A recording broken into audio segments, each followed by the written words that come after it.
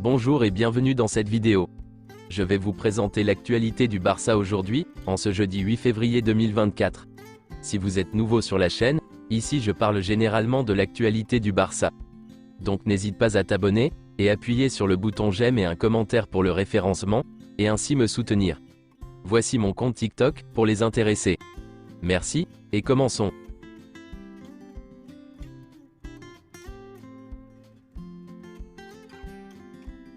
Voici quelques photos de la séance d'entraînement d'hier.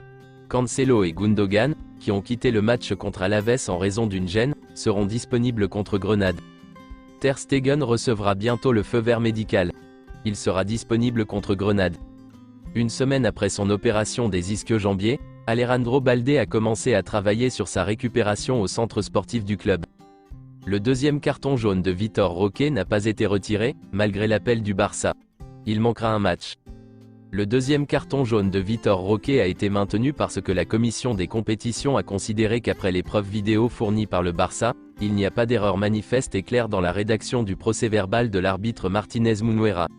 Le Barça a maintenant 10 jours pour faire appel. Le Barça fera appel auprès de la commission d'appel du second carton jaune infligé à Vitor Roque. Si le Barça présente l'appel, il peut être résolu aujourd'hui ou demain. Le match contre Grenade a lieu dimanche.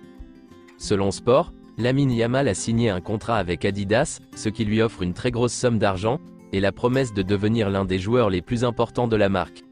Le joueur a déjà enregistré une vidéo d'annonce. Et selon Relevo, Lamine Yamal a grandi de 10 cm au cours de l'année écoulée. Le Barça a déjà commencé à préparer une tournée de pré-saison aux États-Unis pour cet été, avec un classico prévu contre le Real Madrid. Le club devrait jouer des matchs à Orlando et à New York. Le Barça voulait organiser un match amical contre l'Inter Miami cet été, mais le club américain a refusé, car il jouera la Coupe des Ligues. Selon certaines informations, tous les pays de l'Union européenne, à l'exception de l'Espagne, vont signer une déclaration commune contre la Super League. Le gouvernement français fait pression sur l'Union européenne pour qu'elle réglemente la concurrence jusqu'à ce qu'elle soit éliminée. Selon certaines informations, l'UEFA a augmenté les prix de la Ligue des Champions, en réponse à la Super League. Le budget a augmenté de 500 millions d'euros. Pour sa seule participation, un club recevra 19 millions d'euros, contre 15 millions auparavant. Les prix pour la qualification au tour suivant ont également été augmentés. Au Portugal, on dit que bien qu'il n'ait pas l'ADN du Barça et qu'il n'ait jamais joué en Liga, Sergio Conceição serait parfait pour Barcelone, car il aime attaquer et presser haut sur le terrain. Selon Sport, Jürgen Klopp est l'entraîneur rêvé par Laporta pour prendre les rênes du FC Barcelone. Il y a 2 ans, le manager a déjà eu des conversations avec le conseil d'administration du club, mais ils n'ont pas réussi à trouver un accord à l'époque. Et selon les dernières nouvelles, Jürgen Klopp ne rejoindra pas le Barça la saison prochaine.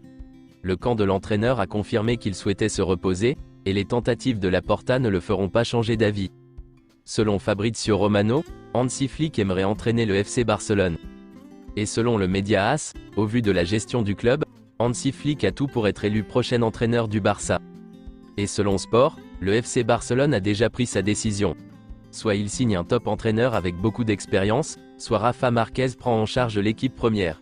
Rafa Márquez est actuellement l'entraîneur de l'équipe jeune du Barça. Le contrat de Sergi Roberto expire cet été. Il est peu probable que le FC Barcelone renouvelle son contrat, surtout après le départ de Xavi. Le contrat de Marcos Alonso expire aussi cet été. Le FC Barcelone ne renouvellera pas son contrat. Le FC Barcelone était intéressé par le prêt de Calvin Phillips, mais l'a écarté en raison de problèmes liés au fair play financier. Alejandro Balde s'est blessé, et le Barça a alors tenté de faire signer Calvin Phillips, qui ne pouvait être enregistré en raison de la blessure de Balde, mais il était trop tard, car West Ham a pris la tête du classement en signant Phillips. L'objectif du club est d'entrer dans la règle fair play financier au cours de l'été.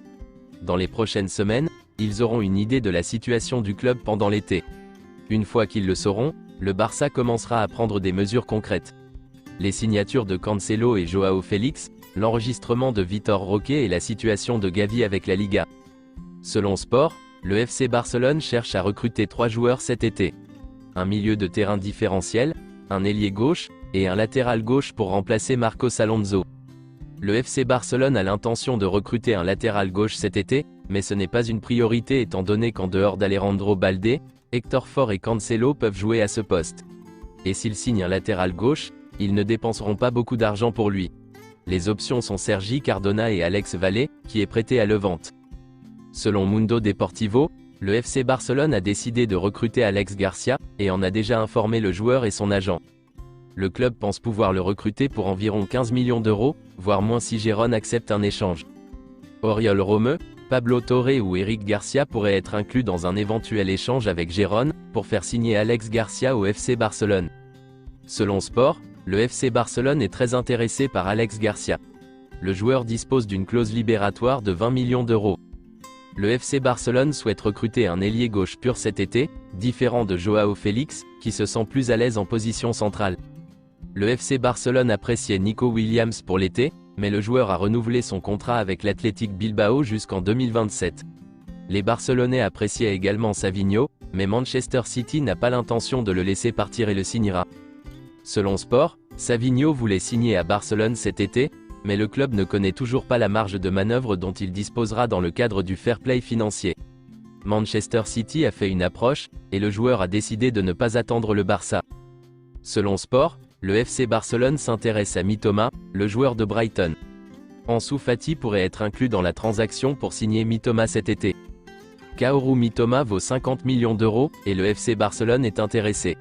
Ansu Fati pourrait faire partie de la transaction. Le FC Barcelone doit vendre des joueurs cet été. L'un d'entre eux pourrait être Rafinha, et compte tenu du grand nombre de défenseurs centraux dont dispose le club, un autre pourrait être l'un d'entre eux. Gardez un œil sur l'avenir d'Araujo, de Christensen ou de Koundé. Il est compliqué qu'Oriol Romeu reste au club pour la saison prochaine.